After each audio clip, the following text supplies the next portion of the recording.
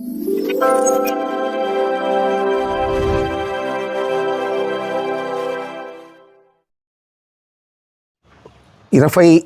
తేదీన ప్రొద్దుటూరు మున్సిపాలిటీకి సంబంధించి మార్కెట్కి సంబంధించిన ఒక గెజిట్ రిలీజ్ చేసినారు.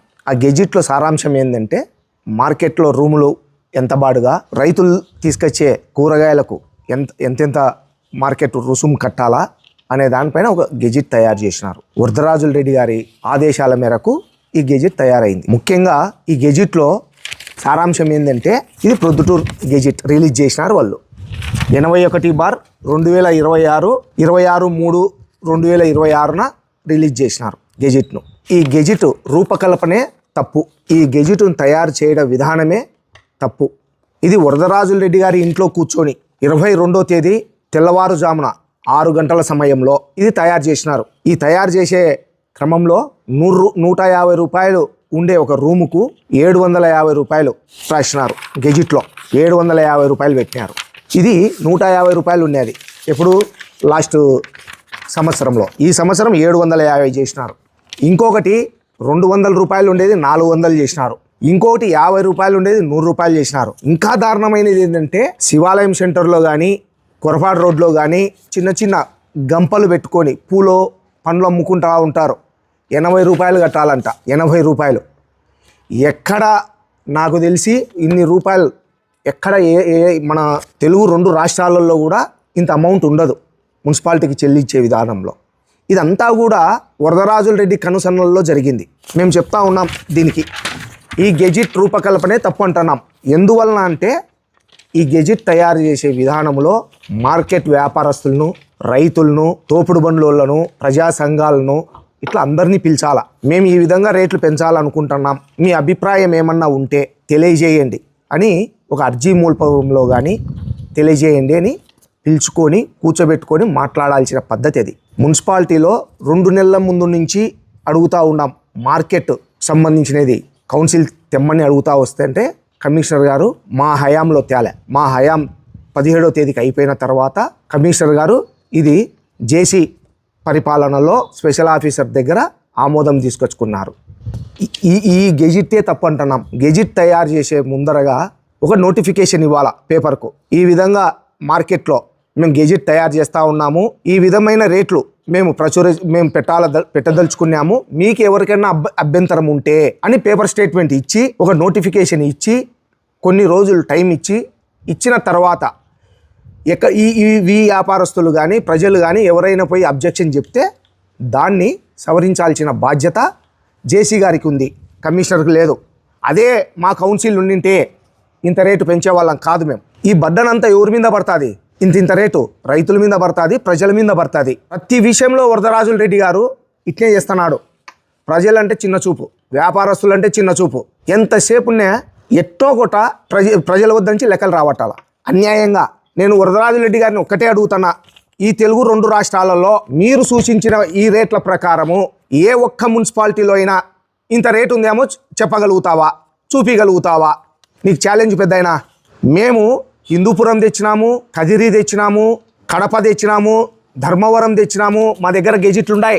ఇవన్నీ కూడా అన్ని మున్సిపాలిటీల నుంచి గెజిట్లు తెప్పించినాం. అన్ని మున్సిపాలిటీలలో కూడా ఈవెన్ కడప మనకంటే పెద్దది కార్పొరేషను 50 రూపాయలు ఉంది ఒక బండకు. 50 రూపాయలు. మనమెంత? 750 రూపాయలు. కడపలో మనకంటే పెద్ద మున్సిపాలిటీ కదా, మనకంటే కార్పొరేషన్ కదా, మనకంటే జనాభా ఎక్కువ కదా, మనకంటే వ్యాపారం కూడా కడపలో ఎక్కువ. అక్కడ లేనేది ఇక్కడ ఎందుకు పెట్టినావు?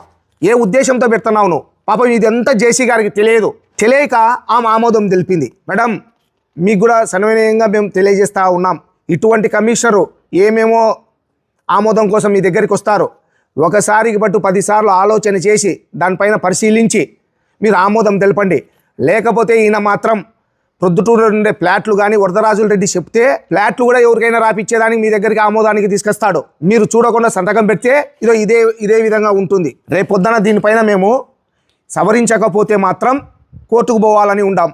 దాంట్లో జేసీ మేడాన్ని కూడా ఇన్వాల్వ్ చేస్తాం, కమిషనర్ను ఇన్వాల్వ్ చేస్తాం. కోర్టుకు పోయి దీనిపైన న్యాయ పోరాటం చేస్తాం. ఈ మధ్యకాలంలో బీజేపీ వాళ్ళు ఆ సైకిల్ స్టాండ్ గురించి ప్రస్తావించినారు. ఈరోజు మళ్ళీ పోయి వరదరాజుల రెడ్డికి ఏదో లెటర్ ఇచ్చినారంట. ప్రస్తావించింది వాస్తవం. సైకిల్ ఈరోజు ఈ గెజిట్లో ఎక్కడైనా సరే మీరు ప్రస్తావించినాక మీ కూటమి నాయకుడు వరదరాజుల రెడ్డి గారు ఏమన్నా ఒక అక్షరం పొరపాటు ఏమన్నా ఉందా? యాజ్ ఇట్ ఈజ్ పోయిన సంవత్సరంలో ఎట్లా ఉందో అదే విధంగానే మళ్ళీ లెక్క రాబట్టుకోమని వరదరాజుల రెడ్డి ఆమోదం తెలిపినాడు. అంటే మీరు ఇచ్చిన ఆ అర్జీలకు కానీ మీరు ఇచ్చిన కమిషనర్ దగ్గరికి పోయి 3-4 సార్లు తిరిగి ప్రయాసపడిందంతా వేస్ట్. మీకు విలువ లేదు నాయనా బీజేపీ వాళ్ళకు. వరదరాజుల రెడ్డి ఏం చెప్తే అది. మీరు ఊరికే ఉండారు కూటమి ప్రభుత్వంలో. ఉంటే మీరు చెప్పినారు కదా సైకిల్ స్టాండ్ డబ్బులు తీసేయాలని.